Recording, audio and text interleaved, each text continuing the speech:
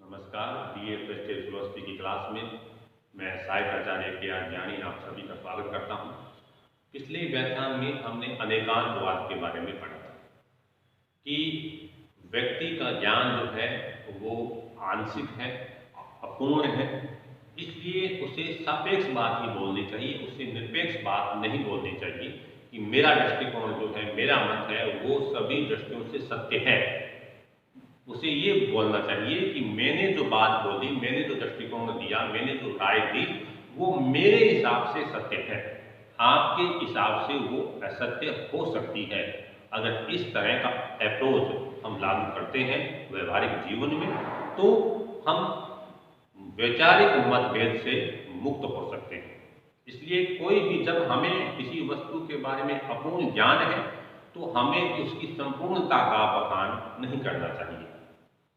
इसलिए हमें कोई भी जब हम वाक्य बोलें, कोई भी हम सिद्धांत बोलें, कोई भी हम लाइन बोलें, तो उससे पहले हमें स्यात् शब्द का प्रयोग कर देना चाहिए। ये स्यात् जो है, ये हमें निरपेक्ष सत्य जो हम बोलते आए हैं उससे हमें बचाता है। ये हमें सापेक्ष की ओर, सापेक्षता की ओर ले जाता है कि ये विचार सत्य असत्य दोनों हो सकता है। जिस प्रकार से मेरा वाक्य सत्य है, उस प्रकार से आपका वाक्य भी ये सत्य हो सकता है। अनेकांतवाद के बाद में हम जैन दर्शन के ज्ञान मीमांसा की ओर बढ़ते हैं। जैन दर्शन में ये माना गया है कि ज्ञान जो है उसके दो भेद हैं। ज्ञान है, इसके दो भेद हैं। एक तो है अपरोक्ष ज्ञान और दूसरा है परोक्ष ज्ञान।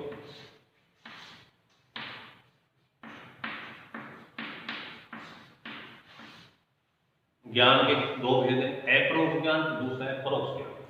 अपरोक्ष ज्ञान है, इसे प्रत्यक्ष ज्ञान भी बोला गया है। प्रत्यक्ष ज्ञान है, इसे पारमार्थिक प्रत्यक्ष भी बोला गया है।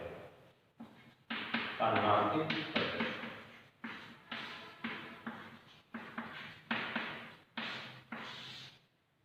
ज्ञान के दो भेद, एक तो अपरोक्ष ज्ञान, दूसरा परोक्ष ज्ञान। अपरोक्ष ज्ञान को प्रत्यक्ष ज्ञान भी बोला है, प्रत्यक्ष को पारमार्थिक प्रत्यक्ष भी बोला है। पारमार्थिक प्रत्यक्ष या अपरोक्ष ज्ञान क्या है? जैन दर्शन के अनुसार जो ज्ञान स्वयं आत्मा को होता है, ऐसा ज्ञान जिसको केवल आत्मा ही धारण कर सकता है। आत्मा को जब कोई ज्ञान हो तो उसे अन्य किन्हीं साधनों की आवश्यकता नहीं हो। ऐसा ज्ञान जिसमें आत्मा को इंद्रियों की सहायता के बिना ही ज्ञान प्राप्त हो जाए, आत्मा को होने वाला सापेक्ष ज्ञान, आत्मा को होने वाला साक्षात ज्ञान जो है, उस ज्ञान को पारमार्थिक प्रत्यक्ष बोला गया है। यानी पारमार्थिक प्रत्यक्ष ज्ञान है, ये आत्म सापेक्ष है। ऐसा ज्ञान जिसमें आत्मा को ज्ञान प्राप्त करने के लिए अन्य किसी माध्यम की आवश्यकता नहीं होती है, उस ज्ञान को पारमार्थिक प्रत्यक्ष ज्ञान कहा गया है। जो ज्ञान सीधा आत्मा को ही होता है, आत्मा को होने वाला साक्षात ज्ञान जो है वो प्रत्यक्ष ज्ञान है या पारमार्थिक प्रत्यक्ष ज्ञान है। इस ज्ञान की प्राप्ति कर्म बंधन के नष्ट होने पर होती है। जब कर्मों का बंधन, जो हम कर्म कर रहे हैं, वो कर्मों का बंधन यदि समाप्त हो जाए तो हमें इस प्रकार के ज्ञान की प्राप्ति हो सकती है। और इस प्रकार का ज्ञान केवल केवली व्यक्ति को ही होता है। केवली व्यक्ति को क्यों? क्योंकि केवली व्यक्ति ऐसा व्यक्ति है जिसने कर्म बंधन को नष्ट कर दिया है। तो जो व्यक्ति केवल्य को प्राप्त करना चाहते हैं, उन्हें कर्म बंधन को नष्ट करना होगा, और कर्म बंधन के नष्ट होने पर इस प्रकार का ज्ञान हो सकता है। इस ज्ञान के भी आगे चल के इन्होंने 3 भाग बताए। अवधि ज्ञान, मन पर्याय और केवल ज्ञान।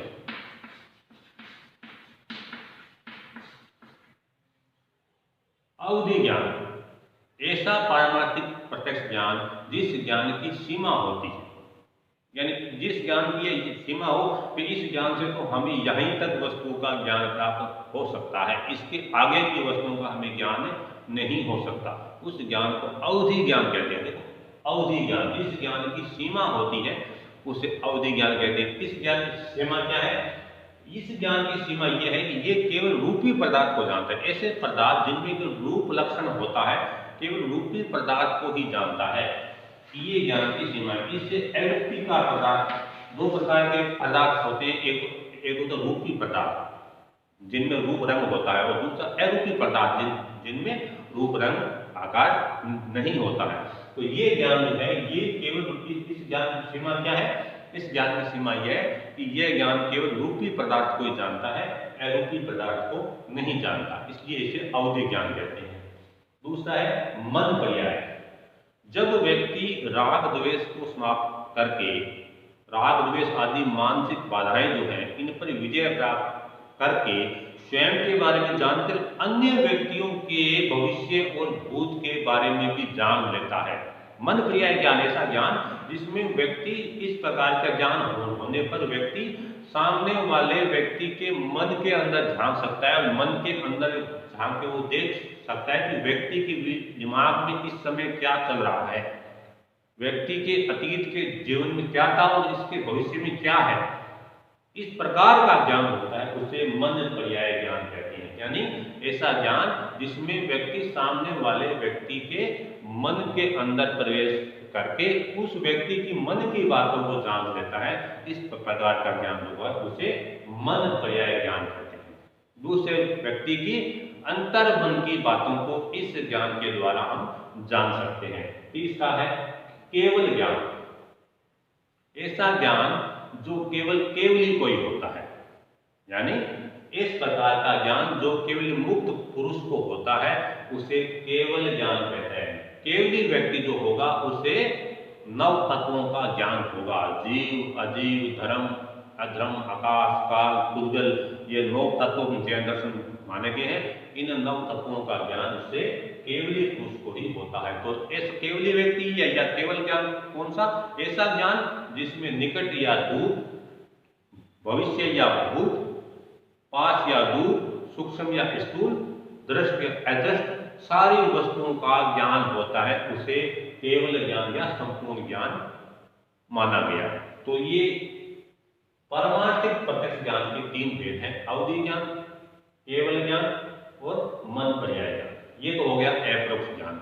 दूसरा परोक्ष ज्ञान, ऐसा ज्ञान जो आत्मा को होता है लेकिन आत्मा को अन्य माध्यमों के द्वारा होता है। इसमें क्या था? ऐसा ज्ञान जो आत्मा को स्वयं होता है, साक्षात होता है, आत्मा को अन्य किसी इंद्रिय आदि माध्यम की आवश्यकता नहीं होती है। जबकि ये परोक्ष ज्ञान वह ज्ञान होता है जिसमें आत्मा को इंद्रिय और वस्तु के सहयोग से ज्ञान प्राप्त होता है। तो इस प्रकार का ज्ञान जिसमें आत्मा को इंद्रिय वस्तु आदि की सहायता लेनी पड़े उसे परोक्ष ज्ञान कहते हैं। यानी अप्रत्यक्ष ज्ञान हो गया, ये प्रत्यक्ष हो गया और ये अप्रत्यक्ष ज्ञान हो गया। इसे व्यवहारिक प्रत्यक्ष भी कहते हैं, व्यवहारिक प्रत्यक्ष भी कहते हैं। ऐसा ज्ञान जिसमें आत्मा को इंद्रिय आदि माध्यम की आवश्यकता होती है उसे व्यवहारिक प्रत्यक्ष ज्ञान भी कहते हैं। व्यवहारिक प्रत्यक्ष की अवधारणा है वो चार भेदों में संपन्न होती है। कौन कौन से? अवग्रह, इह, अवाय और धारणा। सबसे पहले हमें इंद्रिय संवेदन मात्र होता है, इंद्रिय संवेदन मात्र। सबसे पहले जब हमें वस्तु का ज्ञान होता है तो हमें इंद्रिय संवेदन मात्र होता है कि कुछ है। यहाँ में हमें इस प्रकार का ज्ञान होता है कि यह किसी वस्तु की ध्वनि है। वो वस्तु कौन सी है इसके बारे में हमें ज्ञान प्राप्त नहीं होता है। वो अवाय जो होता है उसमें हमें वस्तु का संपूर्ण ज्ञान हो जाता है, हमें पता चल जाता है कि ये जो ध्वनि आई ये किस वस्तु की है और ये अवाय ही बाद में करके धारणा बन जाती है या सिद्धांत बन जाती है। तो किसी भी वस्तु का ज्ञान हमें चार रूप में होता है। कैसे कैसे? एक तो सबसे पहले तो जैसे कोई आवाज आई तो हमें लगा कुछ है, इस ज्ञान को इन्होंने अवग्रह बोला है। इसके बाद में हमें यह पता चल जाता है कि ये किसी वस्तु की ध्वनि है। वो वस्तु कौन सी है इसके बारे में हमें जानकारी नहीं है, हमें इतना पता चल जाता है ये किसी वस्तु की ध्वनि है, उसे बोला गया है ईहा। ईहा के बाद में ज्ञान जब निर्णय में बदल जाता है, हमें स्पष्ट रूप से पता चल जाता है कि ये तो रेल की आवाज थी, ये तो इस वस्तु की ध्वनि थी, तो उसे बोला गया है आवाज। और ये आवाज ही उत्तरकाल में, यानी कि ये आवाज ही आगे चल के धारणा या ज्ञान के रूप में बदल जाती है। तो व्यवहारिक प्रत्यक्ष की परिभाषा जो है वो इन 4 भेदों में संपन्न होती है, अवग्रह, ईहा, आवाज और धारणा। इसके भी आगे चल के 2 भेद माने गए, मति ज्ञान और श्रुत ज्ञान। श्रुत ज्ञान, व्यवहारिक प्रत्यक्ष के आगे चल के 2 भेद माने गए, मति ज्ञान और श्रुत ज्ञान। मति ज्ञान ऐसा ज्ञान होता है जो बाह्य प्रत्यक्ष और आंतरिक प्रत्यक्ष, जिस ज्ञान में बाह्य प्रत्यक्ष, आंतरिक प्रत्यक्ष और मानस, ये इन सारों के द्वारा जो ज्ञान प्राप्त होता है उस सारे ज्ञान को मति ज्ञान के अंतर्गत माना गया है। इसमें अनुमान को भी शामिल किया गया है, मति ज्ञान में अनुमान को भी शामिल किया गया है। और श्रुत ज्ञान यानी शब्दों का ज्ञान, जो प्रामाणिक ग्रंथों से हम आप वचनों को सुनते हैं, धार्मिक ग्रंथों को पढ़ते हैं, वो सारा ज्ञान है वो शब्द ज्ञान, यानी कि शब्द प्रमाण। शब्दों से जो भी हमें ज्ञान प्राप्त होता है, प्रामाणिक ग्रंथों से जो भी हमें ज्ञान प्राप्त होता है, उस सारे को हमने श्रुत ज्ञान के अंतर्गत शामिल किया गया है। इस प्रकार से अगर हम जैन दर्शन के ज्ञान मीमांसा में देखें तो 3 प्रकार के प्रमाण यहाँ स्वीकार किए गए हैं। कौन कौन सा?